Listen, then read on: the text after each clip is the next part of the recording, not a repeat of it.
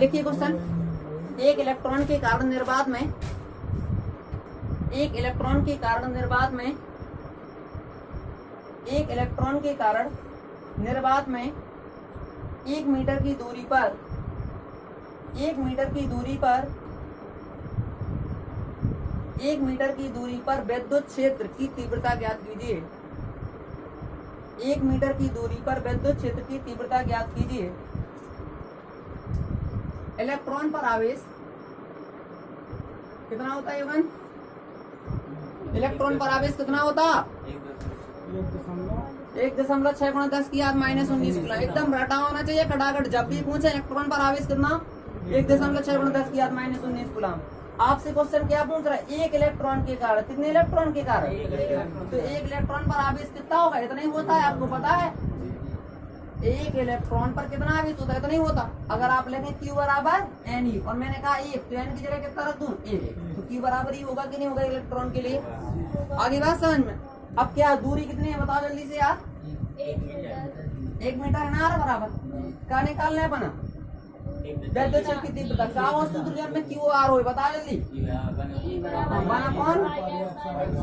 कितना?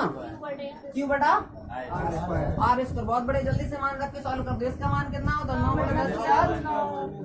Q बोलो जल्दी से। 1.6 R बता दो। चलो बस लगा लो इसको। 16 नंबर 1 अंक बाद दशमलव यहाँ आएगा। 19 में से 9 -10 मात्रक का हो, मात्रक ना आएगा ना समझ।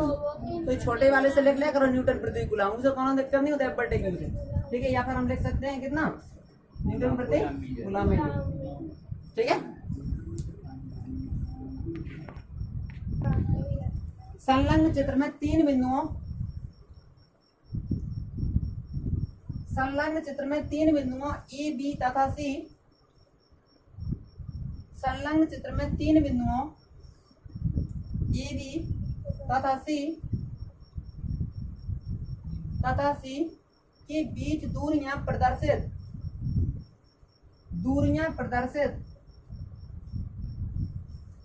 हैं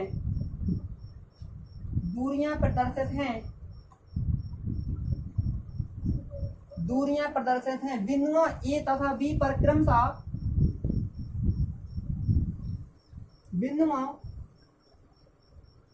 ए तथा बी पर क्रमशः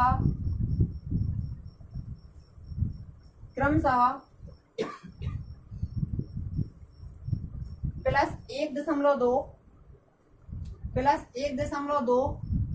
गुणा 10 की घात -8 कूलम +1.2 गुणा 10 की घात -8 कूलम तथा -1.6 गुणा 10 की घात -8 कूलम के आवेश स्थित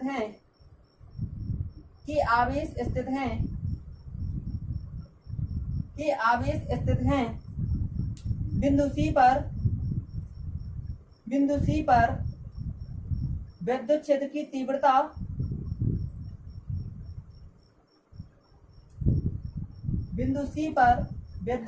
तीव्रता तथा दिशा ज्ञात कीजिए।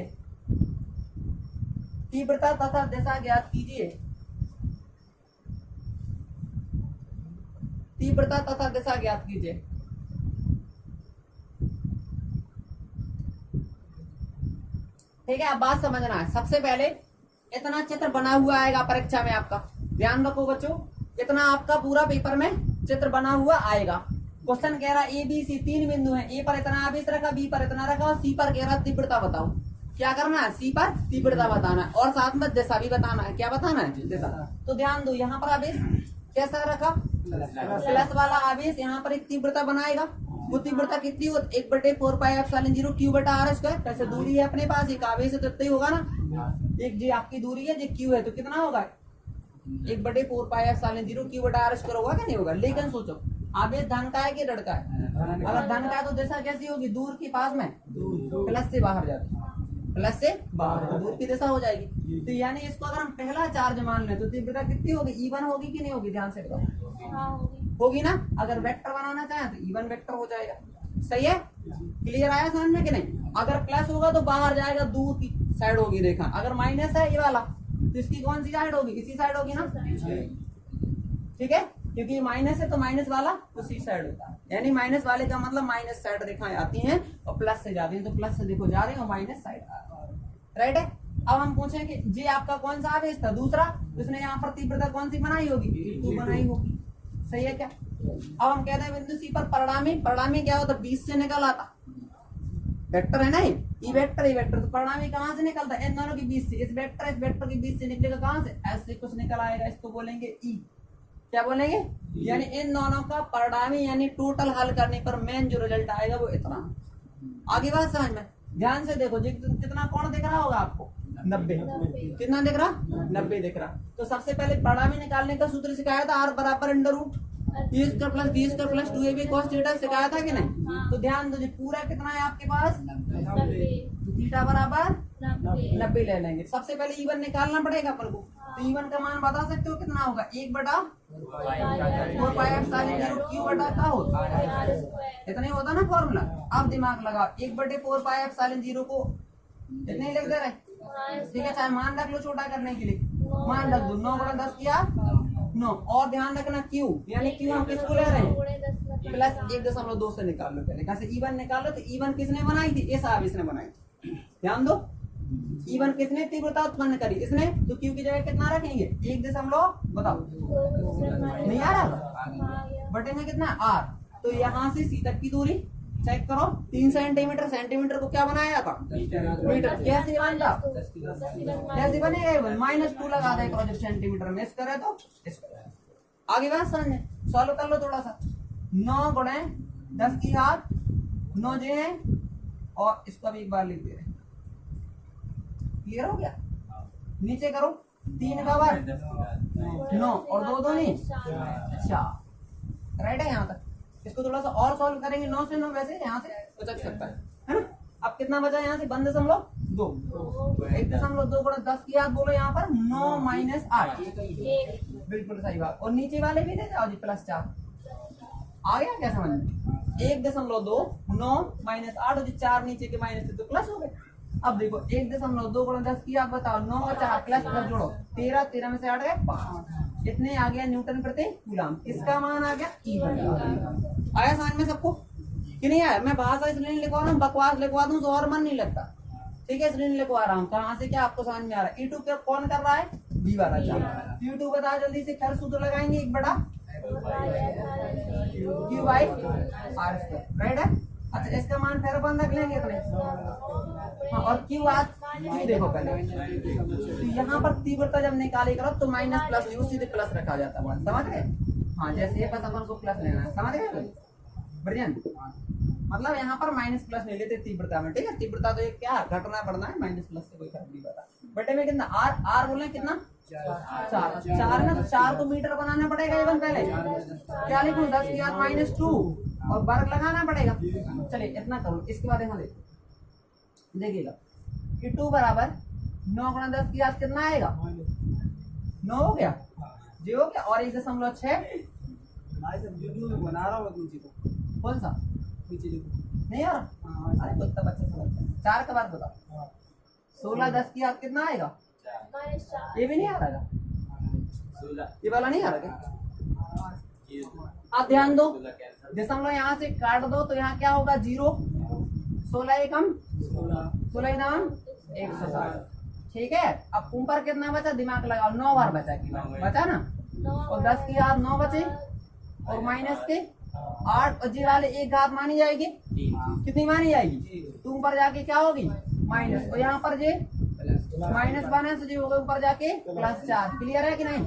अब प्लस वाले जोड़ लिया करो पहले, 9 और 4 प्लस देखो, 9 और 4 13, फिर माइनस वाले जोड़ो, 8 1 9, तो कितना बचा, इतना ही तो बचा, किसका मान है E2 का, यानी अपने पास E1 कितना आया, कितना था, E2 कितना है, इतना। लेकिन जब हम सॉल्व करेंगे तो इसको 1 सी घात बना लिया करो, यहाँ 10 की घात 5 है, इसको भी 10 की घात 5 बना लो, ठीक है। 10 की घात 5 कैसे बनेगा, जब हम इस साइड जाएंगे, इस साइड जाएंगे तो एक घात उसमें क्या हो जाएगी, जुड़ जाएगी, दशमलव बाहर माना जाएगा, तो यहाँ पर आएंगे तो 0.9, और 10 की घात में 1 जोड़ देंगे 5 न्यूटन प्रति कूलम, ये हो गया E2, क्लियर हो गया। लेकिन हमें C पर क्या निकालना, परिणामी तीव्रता है ना, तो C पर पॉइंट C पर किस पर, पॉइंट सी पर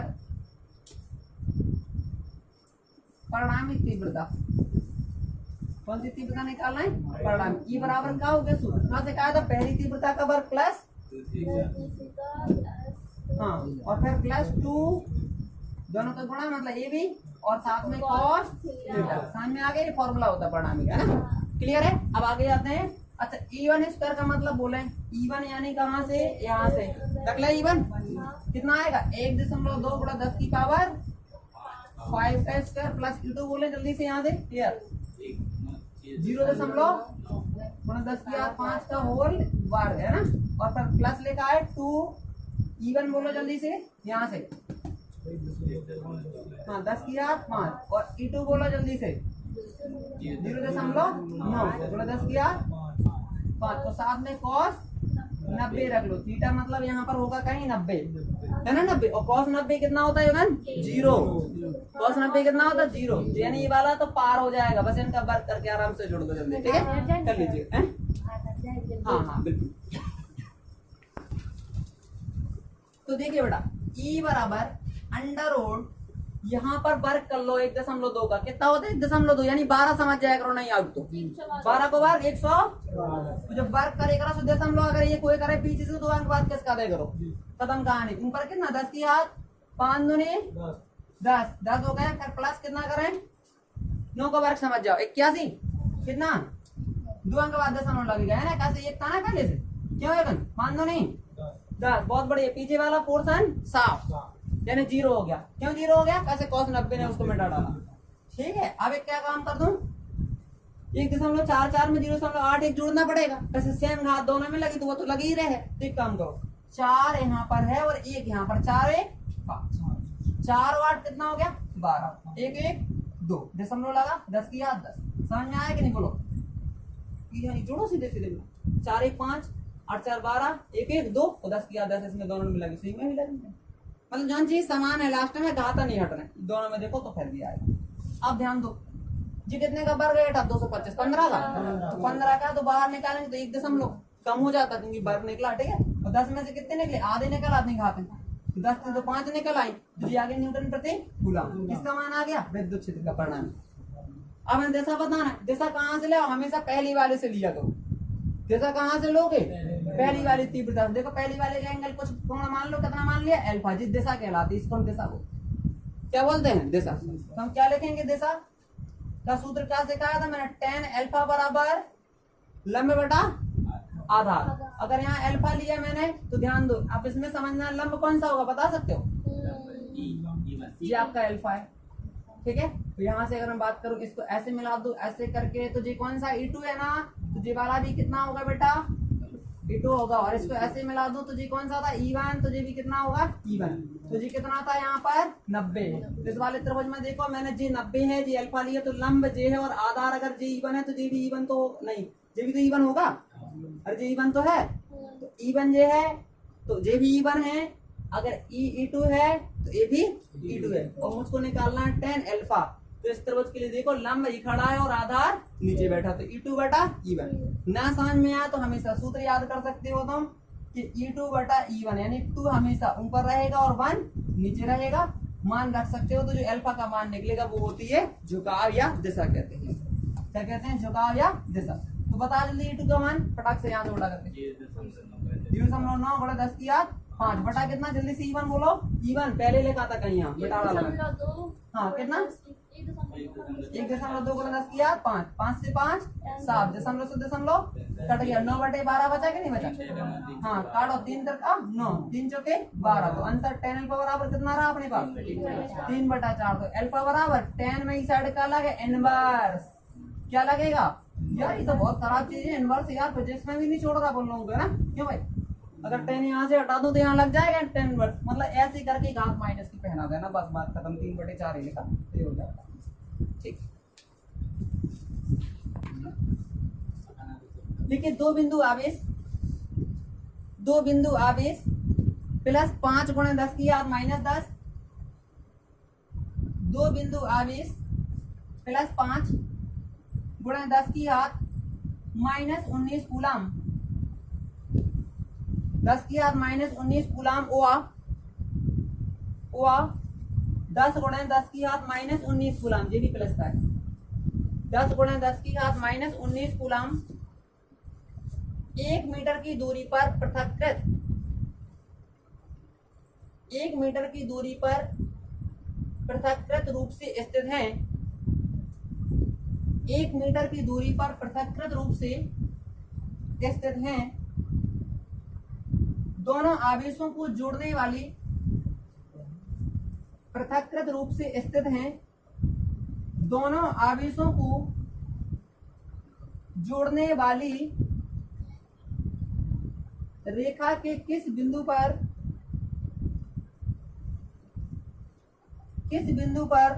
विद्युत क्षेत्र की तीव्रता शून्य होगी।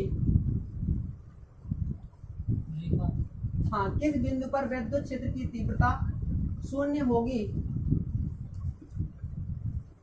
हाँ, दिमाग लगा जल्दी से फटाफट क्वेश्चन पढ़ लो एक बार जल्दी और बताओ क्या समझ में आ रहा।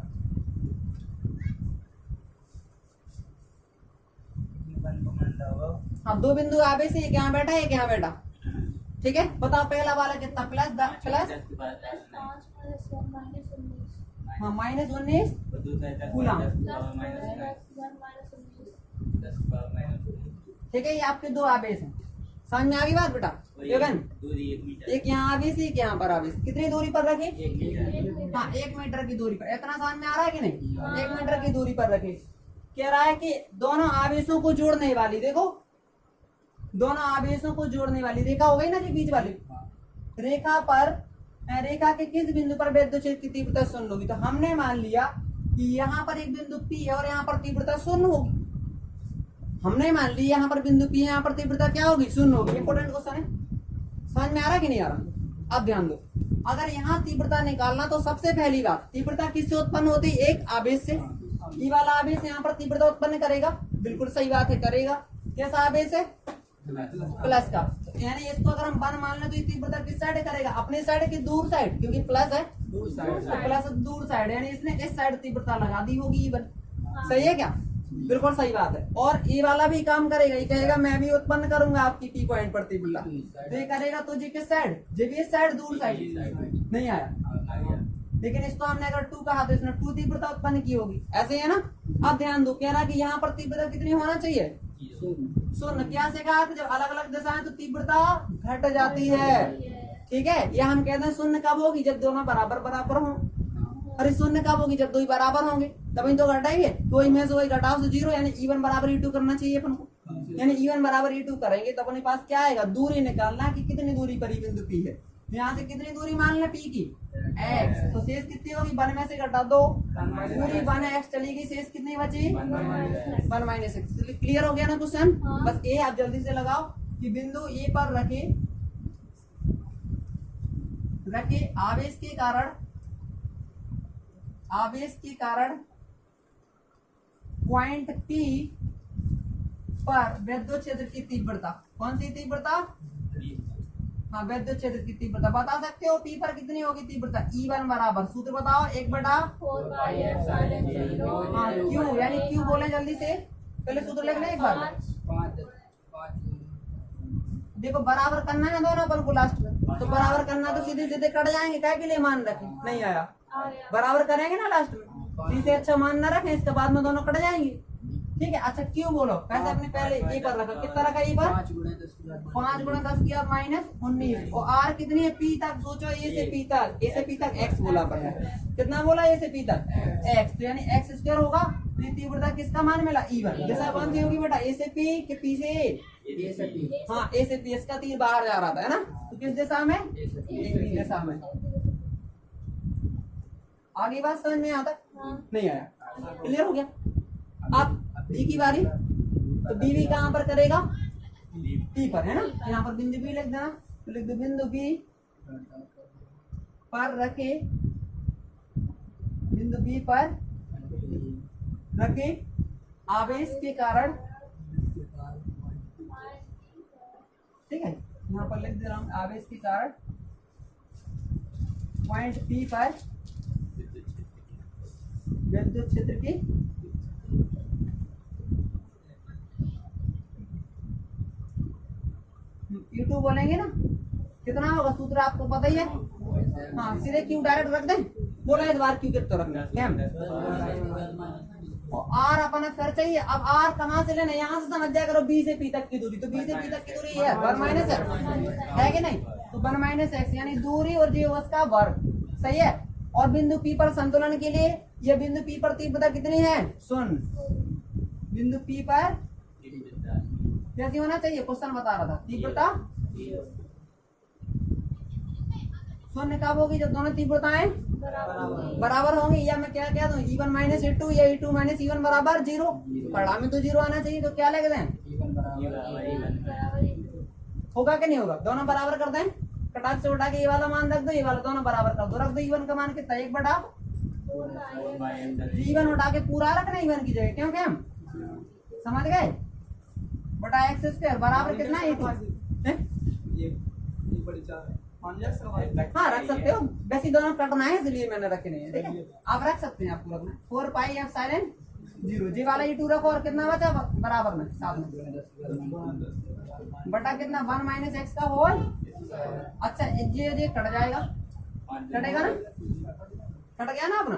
अब कितना बचा चेक करो यहाँ से, देखो माइनस 19 19 दोनों साइड ए भी कट गए, सेम सेम कट गया ना। अब कितना बचा 5 बटे एक्स, हाँ 5 से भी काट दूंगा, बहुत बढ़िया 5 दो नहीं 10। अब कितना बचा 1 बटा एक्स स्क्वायर, तुमने बहुत सस्ते में यार निपटा दिया, इसको बहुत छोटा कर लिया।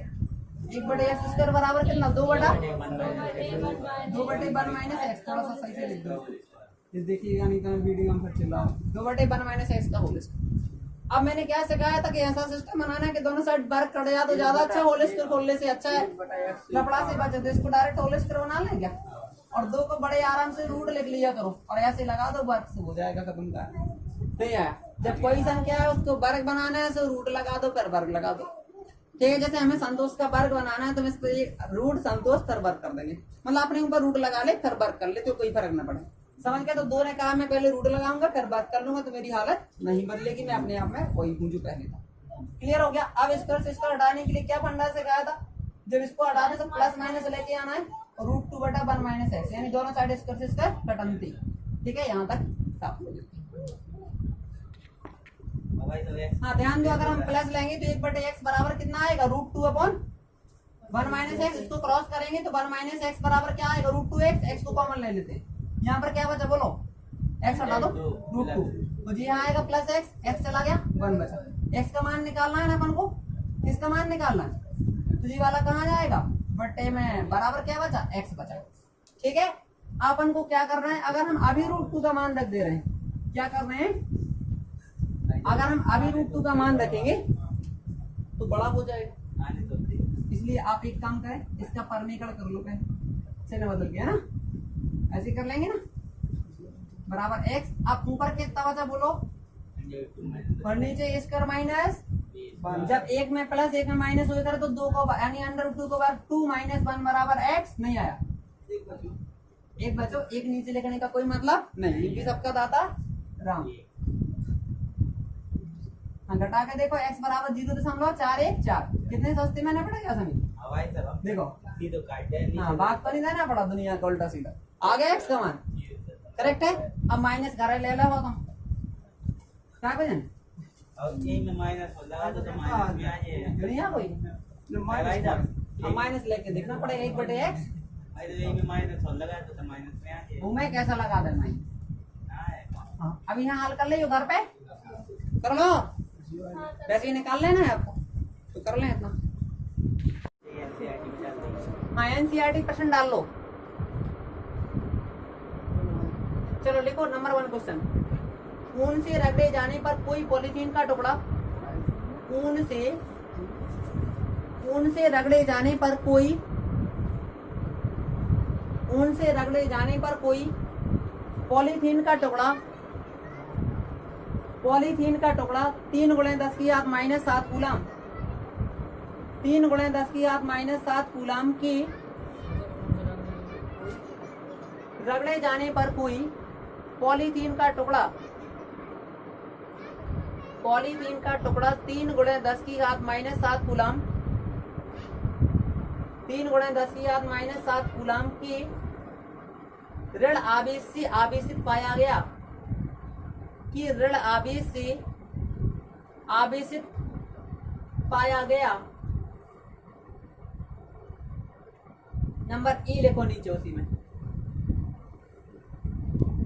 ए नंबर लिखो। स्थानांतरित इलेक्ट्रॉनों की संख्या, स्थानांतरित इलेक्ट्रॉनों की संख्या यानी एन का मान निकाल लें इसमें। स्थानांतरित इलेक्ट्रॉनों की संख्या अभिकलित कीजिए, संख्या अभिकलित कीजिए या गणना कीजिए, एक ही बात है, अभिकलित कीजिए। नंबर बी अभिकलित कीजिए, हो गया, यानी एन का मान निकालना है इसमें। नंबर बी लिखो, क्या ऊन सी पॉलीथीन में, क्या ऊन सी पॉलीथीन में, क्या ऊन सी पॉलीथीन में संहति, सा के ऊपर बिंदी रख देना, ऐसे लिखना संहति। इसका दूसरा नाम द्रव्यमान, द्रव्यमान को संहति कहते हैं, यानी एम, ठीक है। संहति का स्थानांतरण भी होता है, का स्थानांतरण होता है, देख लिया। तो सबसे पहले पहले नंबर में आपको समझा दूं, सूत्र क्या लगा, Q बराबर एन ई, ठीक है। Q का मान आपको पता है, जल्दी से बोल दो कितना है, 3 गुणा 10 की घात -7। एन बताना, ई आपको सबसे याद है, सबसे पहले, बहुत पहले से Q बराबर हमेशा याद है। और एन निकालना तो इवन हम क्या करें, बटे में आ जाए, 10 की घात -19 बराबर एन, ठीक है। हल करने पर आंसर कितना आएगा, मैं लिख दे रहा हूँ, एन बराबर आएगा 1.875, भाग दे लेना इसका कर पे, 12, इतना आ जाएगा। बी नंबर में आ जाओ, जब एक इलेक्ट्रॉन निकलता तो अपने पास कुछ ना कुछ द्रव्यमान तो चला ही जाता उसका, एक इलेक्ट्रॉन के बराबर। किसी पदार्थ से अगर 2 इलेक्ट्रॉन निकले, मतलब उसने 2 इलेक्ट्रॉनों के बराबर द्रव्यमान चला गया, कितने इलेक्ट्रॉन चले गए, हमने कहा एन इलेक्ट्रॉन निकले, कितने निकले, तो कितना द्रव्यमान स्थानांतरण हो गया, द्रव्यमान स्थानांतरण, द्रव्यमान स्थानांतरण कितना होगा, ये बताओ। इलेक्ट्रॉन कितने स्थानांतरण हो गए बेटा, एन, एन हो गए, तो अपने साथ कितना ले जाएगा, एक इलेक्ट्रॉन एम ही ले जाता द्रव्यमान, मतलब एक इलेक्ट्रॉन पर कितना होता द्रव्यमान, 9.1 10 की घात -31 किलोग्राम होता कि नहीं होता। तो एक इलेक्ट्रॉन 9.1 10 की घात -31 ले जाएगा, तो एन इलेक्ट्रॉन कितना ले जाएंगे, गुणा ही तो होगा, जब एक इतना तो 10 इतना, तो एन कितना गुणा हो जाएगा, ठीक है। तो एन का मान ऊपर से रख लेंगे, कितना 1.875 गुणा 10 की घात 12। इसका मान याद करना है, इलेक्ट्रॉन का पता ही है, 9.1 गुणा 10 की घात -31 kg है ना, गुणा करना, तो आंसर आ जाएगा आपका कितना, ये आएगा 1.71 गुणा 10 की घात -18 किलोग्राम, इतना आ जाएगा। हाँ, तो देखिए सबसे पहले आपके पास 2 आवेश है, पहला Q1 हो गया, दूसरा क्या हो गया, Q2 हो गया, और इनके बीच की दूरी 3 सेंटीमीटर है, तो सेंटीमीटर को हम क्या करते हैं, मीटर में बनाने के लिए 10 की घात -2, हाँ 3 सेंटीमीटर था ना क्वेश्चन में, नहीं लिखा क्या, 30 सेंटीमीटर था, सॉरी 30 ही था, हाँ। तो 30 गुणा 10 की घात -2 कर लेना। अब ये बल का सूत्र होता है, सबको याद है, इसका मान 9 गुणा 10 की घात 9, Q1 Q2 R सब रख लोगे इसमें, कि नहीं रख पाओगे, रखने के बाद आंसर आपका आएगा, लिख लीजिए इसको, 6 गुणा 10 की घात -3 न्यूटन। और ध्यान रखो, अगर ये प्लस का निकल रहा है, देखो ये दोनों प्लस प्लस के हैं ना, तो यहाँ प्लस प्लस प्लस प्लस का गुणा क्या होगा, प्लस। अगर प्लस का बल निकल रहा तो यानी प्रतिकर्षण बल, कौन सा बल, मैंने एक बार आपको समझाया भी था कि माइनस जब आता है तो आकर्षण बल, ठीक है। अगर आंसर माइनस में निकले, Q1 Q2 जो चिन्ह के वो रखेंगे, अगर बल आपका माइनस आता है तो आकर्षण, प्लस आता है तो प्रतिकर्षण बल।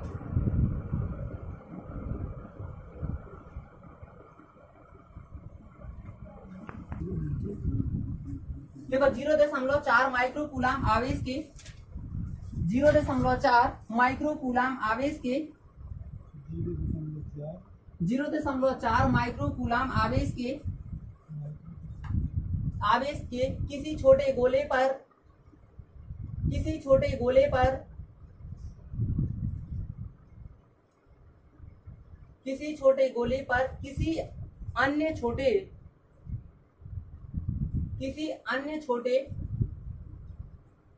आवेशित गोले के कारण, किसी अन्य छोटे आवेशित गोले के कारण वायु में, गोले के कारण वायु में 0. अन्य छोटे आवेशित गोले के कारण, थोड़ा स्पीड से लिखो है, आवेशित गोले के कारण वायु में 0.2 न्यूटन बल लगता है।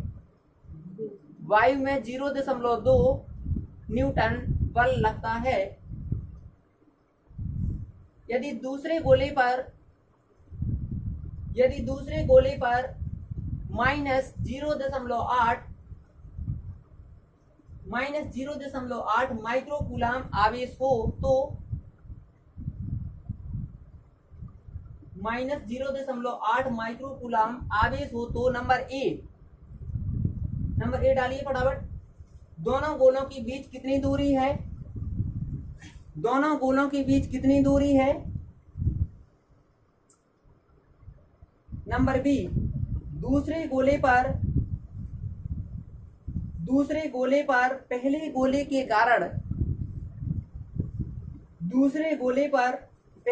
के कारण कितना बल लगता है? कितना बल लगता है? हाँ, हल में लिख लीजिए फटाफट। सबसे पहले गोले पर कितना आवेश दिया बेटा? हाँ, के कारण कितना बल लगता है? हल में लिखो। सबसे पहले गोले पर आवेश बताओ कितना है प्रिया? हाँ, 0.4 माइक्रोकूलम। लिख लो फटाफट। Q1 बराबर, योगेंद्र लिख लो, पहला आवेश Q1 है ना पहले गोले पर, तो Q1 बराबर लिखो जल्दी, कितना? 0. हाँ, माइक्रो हटाने पर क्या करते? 10⁻⁻⁶। तो लिखो Q1 बराबर 0.4 गुणे 10⁻⁻, कितना आ जाएगा? 6। और Q2 दूसरे गोले पर बताओ जल्दी से। माइनस की 0.8 माइक्रो हटाना तो क्या करना पड़े? 10⁻⁻3। हाँ, सही है। बल बता दो जल्दी से, दोनों के बीच कितना है? F बराबर 0.2 लिख लेना। सॉरी, मैं 0.2 ही क्वेश्चन लिख लिया। अब क्या बताना है अपन को? नंबर 1 में पहले तो बताना है बीच की दूरी, यानी R निकालना है। हाँ, तो R बराबर वही सूत्र लगा लो, F वाला लगाओ जल्दी से, घर पे करना है, फटाफट लिख लीजिए। हाँ, और Q1 Q2 बटा क्या होती है? R square. बहुत बढ़िया। F की जगह कितना रख लें? 0.2, और जी वाला मान सबको याद है। और Q1 बता दो जल्दी से यहाँ से, 0.4 गुणा 10⁻⁻⁶। और Q2 की जगह कितना रखना है? -0.8 गुणा 10⁻⁻⁶। आ गया बटे R स्क्वायर। पता नहीं है, निकाल लें। बता दो जी, R निकल आएगा। हाँ, R स्क्वायर यहाँ कर लें, R स्क्वायर यहाँ कर लोगे, ठीक है। तो देखो अब आगे क्या करना है तुम्हें। R स्क्वायर यहाँ लिख लेना, 9 गुणा 10⁻9। भाई जब ये 2 4 से तो कट गया तो मैं काट देना, काटते रहना, तो आ जाएगा। छोड़ दे रहे हैं, बटे में कर देंगे। तो तुम ये हल कर लियो, तो आंसर किस में आएगा अपन? R में आएगा, प्लस माइनस। इसको यहाँ माइनस लोगे तो रूट चढ़ाओगे, दिक्कत आ जाएगा। इसलिए तुम ऐसा समझ लो, इसको माइनस को ना लेकर के एक बात समझना कि अगर दोनों आवेश अलग अलग होते हैं तो वैसे ही पता है आकर्षण वाले हो, अलग अलग चिन्ह के आकर्षण वाले होते नहीं होता। अगर सेम चिन्ह के होते तो प्रतिकर्षण करते हैं, तो लास्ट में लिख सकते हो कि बल कैसा होगा? आकर्षण वाला। सही, R निकाल लोगे तो आंसर आपका कितना आएगा? R बराबर लिख लीजिए 12 गुणा 10⁻⁻² आएगा मीटर, -2, या फिर हम कह सकते हैं 12 सेंटीमीटर। 10 सेंटीमीटर हटा दे तो -2 आ जाता, और -2 को छोड़ेंगे तो ऐसे बन जाएगा। एक ही बात है ना? ठीक, तो जल्दी से कर लो इसको बेटा फटाफट। ये नंबर हो गया। 4 बिंदु आवेश QA बराबर 2 माइक्रोकूलम, QB बराबर -5 माइक्रोकूलम, एंड QC बराबर 2 माइक्रोकूलम, तथा QD बराबर -5 माइक्रोकूलम। लिख लिया यहां तक। 10 सेंटीमीटर भुजा के किसी वर्ग 10 सेंटीमीटर भुजा के किसी वर्ग 10 सेंटीमीटर भुजा की किसी वर्ग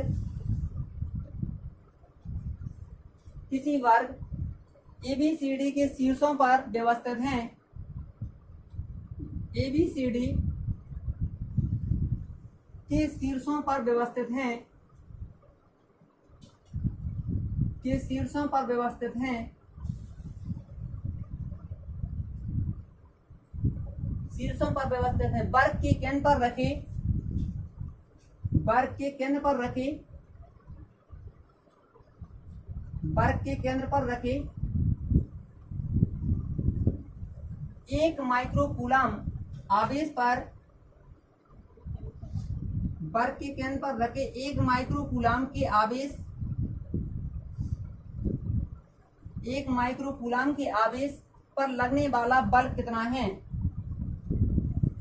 आवेश पर लगने वाला बल कितना है,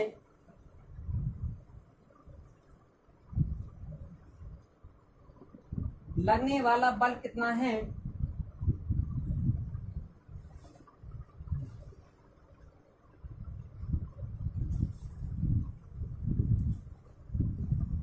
अब ध्यान देना अच्छे से। मान लो अपने पास ये वर्ग है, वर्ग ऐसे होता ना, चार भुजाएं बराबर ए बी सी डी, और हर एक की भुजा कितनी बता दी क्वेश्चन ने, 10 सेंटीमीटर भुजा का, कितने सेंटीमीटर, तो 10 सेंटीमीटर ये है और 10 सेंटीमीटर ये भी और 10 सेंटीमीटर ये भी, जी सब आपकी 10-10 सेंटीमीटर हो गया, क्लियर है। और ए पर कितना रखना, 2 माइक्रोकूलम, बी पर कितना रखना -5, सी पर बोलो 2 माइक्रोकूलम, डी पर कितना -5 माइक्रोकूलम, सब भुजा कितने कितने 10-10 सेंटीमीटर, सही है ना।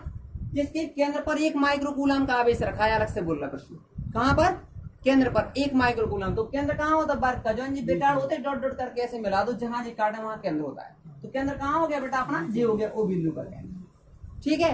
हमें जो एक माइक्रोकूलम का आवेश रखा है, इस पर लगने वाले बल का मान निकालना है, कितना बल होगा। तो ध्यान दो सबसे पहले कि यहाँ 5 माइक्रोकूलम, यहाँ 5 माइक्रोकूलम, आ गई बात समझ में। अब ध्यान से देखना तुम कि यहाँ पर जो आपके पास -5 माइक्रोकूलम है, यहाँ पर 1 माइक्रोकूलम है, हमें बल किस पर निकालना है, इस पर, कि यानी जी सब आवेश 1 माइक्रोकूलम पर कितना बल लगा रहे हैं। तो अपन सबसे पहले इसकी कारण निकालो, जी वाला इस पर बल लगाएगा, बिल्कुल लगाएगा, लेकिन इस पर जो बल लगाएगा वो कैसा बल होगा, दोनों के बीच आकर्षण वाला। तो जी वाला आवेश बड़ा है, जी वाला आवेश छोटा है, तो बड़ा आवेश जो होता है, बड़े आवेश का बल ज्यादा होता है स्ट्रॉन्ग, छोटे आवेश का तो दिखाई नहीं देगा, लेकिन 5 माइक्रोकूलम ज्यादा बड़ा आवेश है, इसका आवेश इसका बल दिखाई देगा हमें, क्योंकि इसकी क्षमता जो है वो ज्यादा है। तो ध्यान दो, जी बल लगाएगा तो क्या करेगा, इसको अपनी ओर खींचेगा कि दूर करेगा, इसको 1 माइक्रोकूलम को अपनी ओर आकर्षित कर लेगा, तो यानी जी बल जो है आपका इस साइड लग जाएगा, लगेगा क्या नहीं, यानी बल किसने लगा दिया, बी ने लगा दिया, तो एफ बी अपनी साइड आ जाएगा।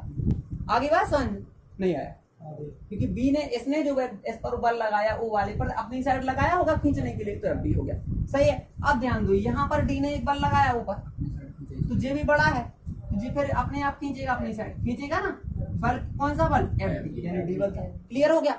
अब ध्यान दो, जे 1 माइक्रोकूलम है, जे 5 माइक्रोकूलम है, जे भी 5 माइक्रोकूलम, तो अगर हम बात करें तो एफ बी और एफ डी बराबर होगा क्या, बिल्कुल सही है, क्योंकि जो 1 माइक्रोकूलम और 5 के बीच, जे भी 1 माइक्रोकूलम और 5 माइक्रोकूलम के बीच, तो दोनों बल कैसे होंगे, बराबर होंगे, इसका मतलब एफ बी बराबर एफ डी होगा, बिल्कुल सही बात है। कैसी दिशा है, उल्टी दिशा में, तो अलग अलग दिशा में क्या हो जाते, घट जाते, तो इस पर लगने वाला बल क्या होगा, अगर ये बराबर बराबर, एफ बी से एफ डी घटा 0 आ गया, यानी इससे कोई बल नहीं लगा। आगे बात समझ में अच्छी से क्लियर है, क्योंकि जितना तुम अपने साइड तान रहे उतने ये साइड तान रहा, तो बल तो क्या हो गया, 0 हो गया, कोई फर्क नहीं पड़ा, राइट है। अब ध्यान दो, ई वाला भी इस पर बल लगाएगा, जी कौन सा है, सी वाला, अच्छा ये प्लस है, ये प्लस है, तो ये क्या काम करेंगे, हटाएंगे कि अपनी साइड खींचेंगे, तो जी वाला बाहर हटाएगा, अंदर हटाएगा ना, तो इसने क्या किया, अंदर की ओर बल लगाया, इसके ऊपर धकेलना शुरू कर दिया, जैसे इसकी पावर ज्यादा अंदर की ओर धकेलेगा ना। अच्छा ये किसने बल लगाया, एफ सी ने लगाया, किसने लगा दिया, एफ सी ने, क्लियर हो गया अच्छे से, आ गया।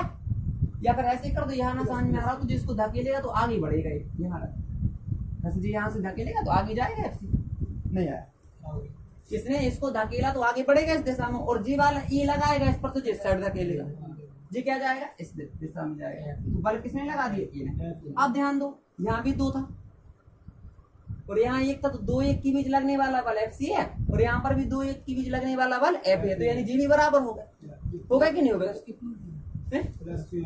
हाँ तो +2 यहाँ भी तो है, इन दोनों की देखो पहले बल 2 और 1 आवेश है ना, 2 1, यहाँ पर भी 2 1 है, तो ये 2 ही बल बराबर बराबर होंगे फिर, तो हम ये कह सकते हैं एफ ए बराबर किसके है, एफ सी, यानी एफ ए बराबर एफ सी हुआ, एफ बी बराबर एफ डी हो जाएगा। तो हम ये कह सकते हैं हमें नेट बल निकालना है, ऊपर क्या करना है, नेट बल निकालना, तो नेट बल निकालना है, यानी कि नेट बल क्या होगा हमारा, ये बराबर होंगे, लेकिन कैसी दिशा में होंगे, विपरीत दिशा, तो माइनस लगा देंगे, क्योंकि हमारे न्यूटन का तीसरा नियम क्या कहता है, कि दोनों आवेश बराबर थे, मैंने आपको प्रूव कराया था F12 बराबर F21 माइनस, याद रखो अच्छे से, है ना, कि दोनों बल बराबर होते हैं लेकिन कैसी दिशा में, विपरीत दिशा में, तो यानी बल बराबर है लेकिन विपरीत में, तो माइनस लेना पड़ेगा।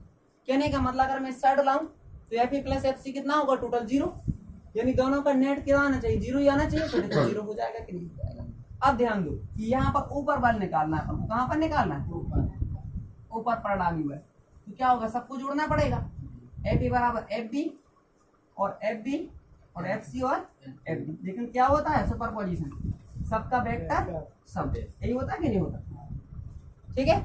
अब ध्यान दो Fe की जगह में क्या रख सकता, माइनस Fc, Fe की जगह माइनस Fc रख दो, और Fb की जगह कुछ रख सकते हैं, माइनस Fd रख सकते हैं, आगे कुछ नहीं रख सकते, इसको वैसे ही छापेंगे, नहीं आया, हाँ तो Fd से Fd कट गया, Fc से Fc कट गया, तो नेट बल कितना आया, यानी कोई बल नहीं लग रहा, क्यों, क्योंकि जितना जिस साइड खींच रहा उतनी जिस साइड खत्म कहानी है, जितना जिस साइड खींच रहा उतनी उस साइड कहीं नहीं जाएगा बेचारा, एक ही जगह, जब कहीं नहीं जाता तो बल नहीं होता, क्योंकि बल का मतलब क्या होता है, जब बल लगता तो वस्तु इधर उधर खिसक जाती, वो खिसके नहीं रहा है, इसका मतलब बल उस पर शून्य है, राइट।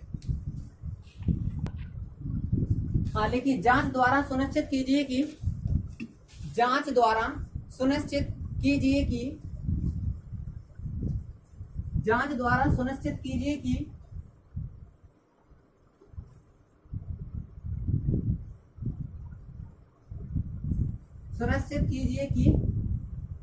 ये ई स्क्वायर, ऐसे लिखना है, कि ई स्क्वायर बटा जी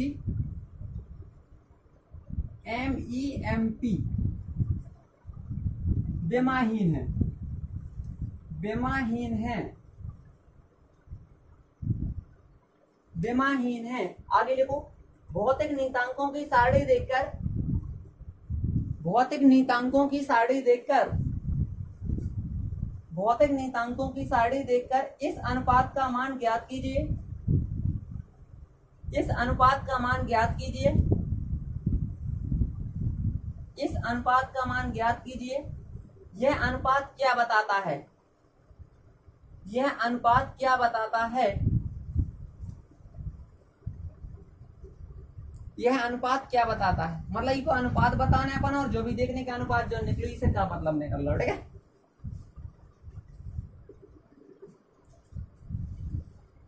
एक बात समझो, सबसे पहले एम के नीचे ई लगाओ, एम तो कहा द्रव्यमान, तो जब ई लगा तो इलेक्ट्रॉन का, और जो द्रव्यमान है लेकिन पी लगा तो प्रोटॉन का, लेकिन इलेक्ट्रॉन प्रोटॉन पर आवेश सेम होता है, लेकिन ऋण और धन का अंतर होता है। आगे बात समझ में, तो सबसे पहले के स्क्वायर लिखा है, यानी जी अगर समझे तो जी कांस्टेंट हो गया कुछ, जी क्या होगा, अगर इसको देखें तो ई इंटू ई कर सकते, क्योंकि इलेक्ट्रॉन प्रोटॉन पर हमेशा ई ही रहता है, तो Q1 Q2 बनेगा।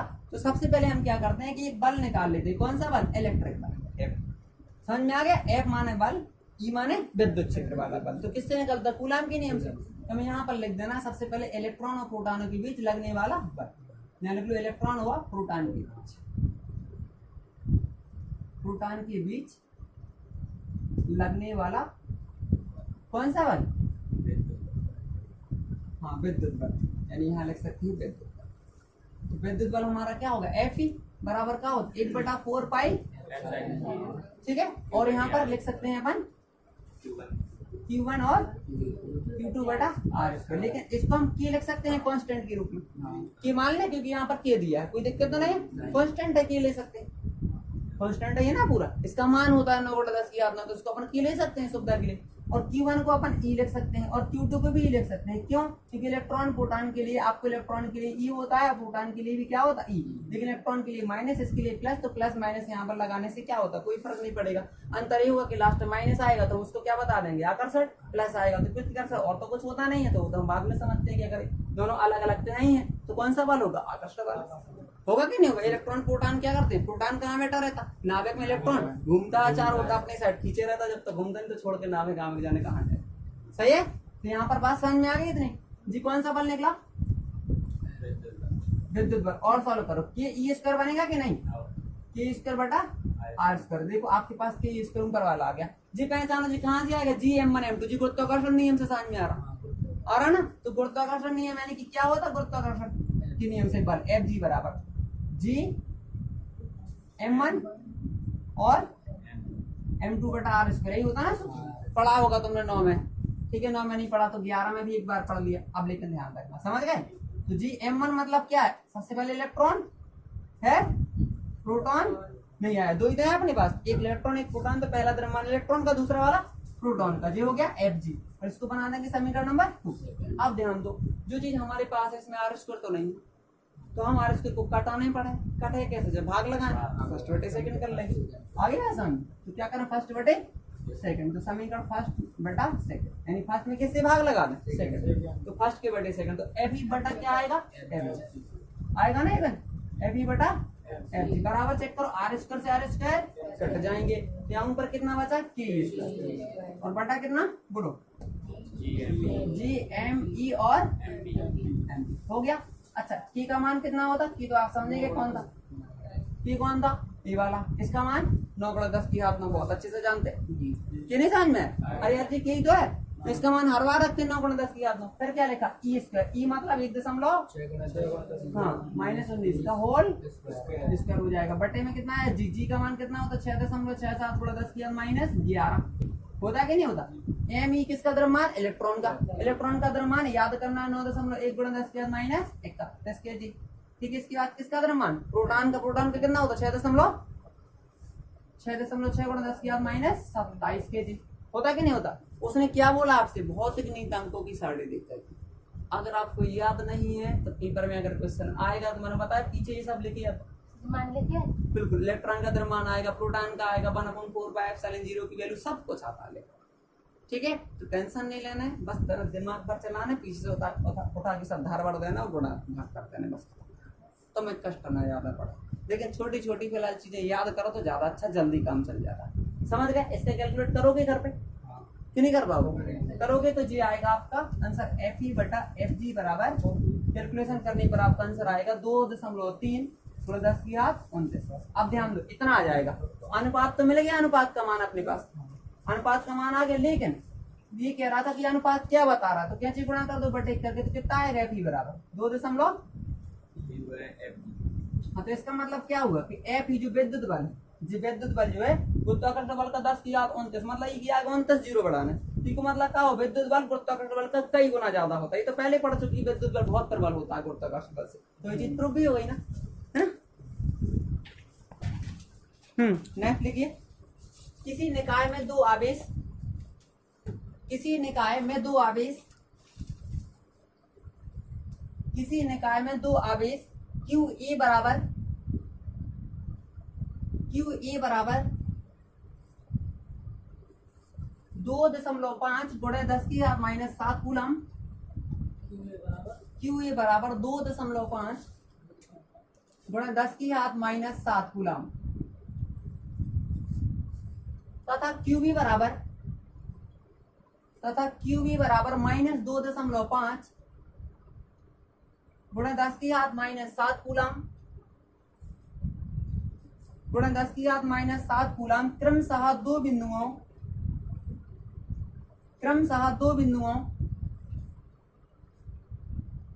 क्रमशः दो बिंदुओं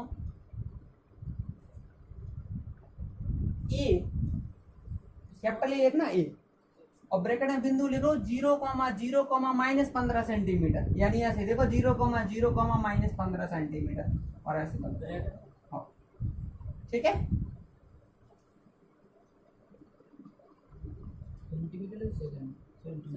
सेंटीमीटर, तथा बी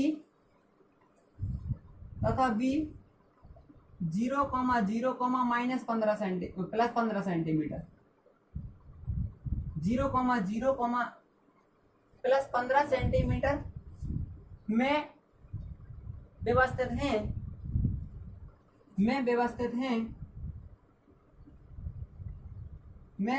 हैं, निकाय का कुल आवेश,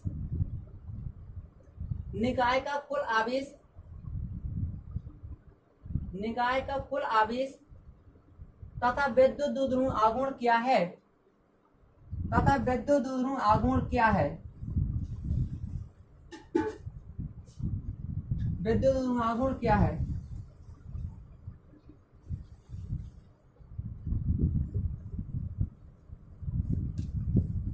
विद्युत ध्रुव आघूर्ण क्या हो गया क्वेश्चन। अब ध्यान से समझ लीजिएगा यहाँ पर सबसे पहले मैं आपको बता दूं यहाँ पर बिंदु दिया है एक्स वाई जेड। क्या दिया है यानी एक्स भी है और वाई भी है और जेड भी है। तो ध्यान दो अपन को चित्र बनाना पड़ेगा जिसमें एक्स भी हो और वाई भी हो और जेड भी हो, तीनों अच्छों। लेकिन ध्यान रखना 3 काय के लिए इतना सब बनाए कोई मतलब नहीं, क्योंकि बहुत सारी चीजें जीरो हैं। यानी एक्स तो आप देख रहे हैं कि दोनों जीरो हैं, ठीक है। तो 2 में हम ऐसा है कि 2 में जल्दी समझ जाते कैसे एक्स अच्छा वाई अच्छा हम वर्षों से पढ़ते आए। तो हम क्या करेंगे एक्स तो पूरा समाप्त है तो एक्स को सो ही ना करें क्योंकि एक्स से कोई मतलब ही नहीं है। तो एक्स वाला हमने खत्म किया तो हमारे पास क्या आ गया वाई और जेड बना दिया। क्या बचा वाई और जेड। तो हमने वाई एक्स और जेड एक्स बना लिए। वो कहीं ले सकते हो उससे फर्क नहीं पड़ता, वो तीनों म्यूचुअली परपेंडिकुलर होते हैं। मतलब तीनों कैसे होते एक दूसरे पर लंब होते। तुम चाहे जैसे ले सकते, चाहे वाई को यहाँ कर लो, चाहे जेड को यहाँ करो, चाहे एक्स यहाँ कर लो, चाहे जेड यहाँ कर लो, उससे क्लियर है ना बात। तो आपको क्या करना है सिर्फ वाई और जेड लिए। अब ध्यान दो वाई क्या है 0 0 है दोनों में, तो जी तो आपका मूल बिंदु होगा एक हिसाब से, होगा कि नहीं होगा। यानी यहाँ पर वाई और जेड दोनों 0 होंगे। अब ध्यान दो पहले नंबर 0, -15 कहाँ होगा, जेड का मान है -15, तो जेड ऐसे में तो जेड नीचे जाएगा -15, होगा कि नहीं होगा। तो यानी ये कह सकते हैं 0, -15 एक्स 0 ही रहेगा क्योंकि जेड एक्स पर वाई एक्स पर एक्स थोड़ी हो सकता, इसलिए 0 0 -15। अब प्लस के 15 है दूसरे में तो प्लस के 15 ऊपर निकल जाएंगे, आ गया। लेकिन एक पर आवेश कितना है इतना, दूसरे पर आवेश कितना, आवेश बिल्कुल सेम है लेकिन प्लस और माइनस भर का अंतर है ना, है ना। और क्या ज्ञान से कहा था जब आवेश बिल्कुल सेम हो लेकिन प्लस माइनस का अंतर भर हो तो वो द्विध्रुव बनता है ना। तो यानी कहने का मतलब जी और जी एक द्विध्रुव बन गया जी, पूरा बन गया कि नहीं। इनके बीच की दूरी सदैव 12 होती थी, अच्छे से मालूम है, होते कि नहीं होती जब आवेश सेम हो लेकिन बराबर हो, ठीक है। लेकिन चिन्ह आपके अलग अलग हो तब हम कहते हैं कि द्विध्रुव बन गया। तो द्विध्रुव के बीच की दूरी सदैव कितनी 12, तो 12 बराबर कितनी 15 जा हो गई और 15 जा होगी पूरी कितनी 30 सेंटीमीटर। दूरी माइनस की तो होती नहीं इसलिए पूरी पूरी जुड़ेगी। यहाँ से यहाँ तक कितना 15, यहाँ से यहाँ तक कितना 15, तो 15 15 टोटल कितने 30 हो गई कि नहीं होगी। लेकिन हमें क्या निकालना क्वेश्चन में बताओ पहले निकाय का कुल आवेश। तो निकाय का कुल आवेश बताओ। मैंने आपको बताया भी था एक बार के निकाय का कुल आवेश 0 होता है ऐसे केस में। कुल आवेश मतलब QA और QB दो जुड़ने हैं, कुल आवेश निकाय का 2 ही तो है, और B पर आवेश। तो निकाय पर A पर कितना है बोलो, ठीक है ना बेटा। QB पर कितना है बताओ, हाँ माइनस क्या है यही है ना, प्लस माइनस क्या हो गए। तो नेट आवेश हमेशा द्विध्रुव को याद कर लो, द्विध्रुव पर सदैव 0 होता है कुल आवेश अगर पूछा जाए, क्योंकि प्लस माइनस हमेशा कट जाते हैं। आपका निकालना दूसरे में द्विध्रुव आघूर्ण P का है ना, नहीं आएगा आघूर्ण P बराबर का हो 2QL। तो अपने पास 2L तो दो एक साथ, तो 2L साथ में ले लें अपन ऐसे क्यों, और 2L की जगह कितना रखना बोलो 30 गुणा 10 की घात -2 कितने कितने करना है मीटर में बनाना पड़ा है -2 मीटर है ना। 30 गुणा 10 की घात -2 और जी का क्यू क्यू इन दोनों में से कोई एक आवेश ले लेते है ना, कोई भी ले ले, चिन्ह कौन लिया जाता है वहां पर उठा लें 2.5 ठीक है। गुणा करोगे तो कितना आएगा 75 0 एक अंक बाद 10 की घात 7 और 2 कितने होगा जुड़ने हैं 9, तो 7.5 एक अंक और किसका है। इस साइड जाने पर क्या सिखाया था, बाएं चलने पर हमेशा रोड पर चलते बाएं, तो बाएं चलने पर सही दिशा, सही मतलब प्लस, तो +1 करना पड़ेगा है ना। रोड पे सही दिशा होती है ना अपनी, बाएं चलना हमेशा सीधा, तो +1 होगा। तो कितना 7.5 गुणा 10 की घात -8 और क्या होता कूलम मीटर, क्या होता नोट कर लो बस। हाँ लिखिए 4 गुणा 10 की घात -9 कूलम मीटर, 4 गुणा 10 की घात -9, 4 गुणा 10 की घात -9 कूलम मीटर द्विध्रुव आघूर्ण, कूलम मीटर द्विध्रुव आघूर्ण का कोई द्विध्रुव आघूर्ण का कोई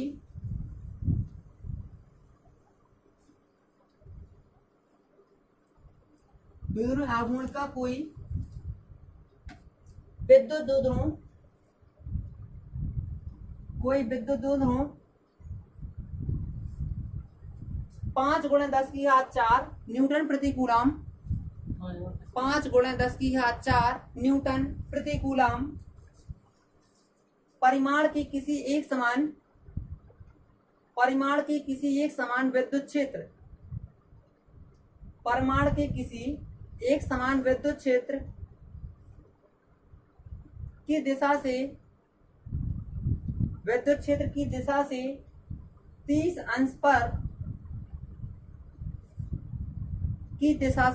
अंश पर संरेखित है द्विध्रुव पर कार्यरत बल आघूर्ण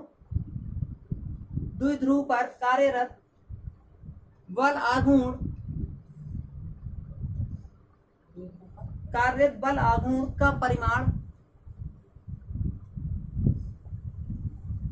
परिमाण परिकलित कीजिए। आघूर्ण का परिमाण परिकलित कीजिए। परिकलित माने गणना करना है ना, यानी मान ज्ञात करना या गणना करना कहलाता। परिकलित यानी परिकलन करना। बताओ जल्दी किस किस का मान दिया? पहले किसका मान दिया है? अरे जल्दी बताओ। हाँ थीटा 30 लिख लो। और क्या दिया? ई का दिया है आगे कि पी का दिया है? पी का दिया है।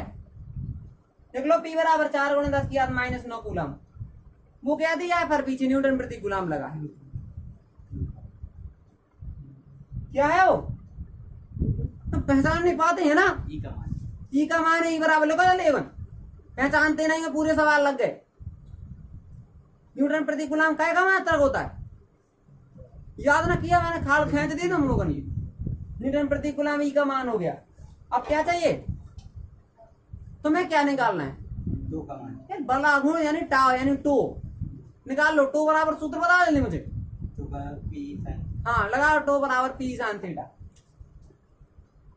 नहीं करती रद्दी सवाल, फॉर्मूला बेस आएगा तो ही नहीं लगा पाओ। रख लो मैं मान जल्दी। आंसर निकाल के लाना घर से। 10⁻⁴ न्यूटन मीटर आएगा। क्या होगा? चलिए डालिए अगला चैप्टर खत्म का। बहुत हो गया।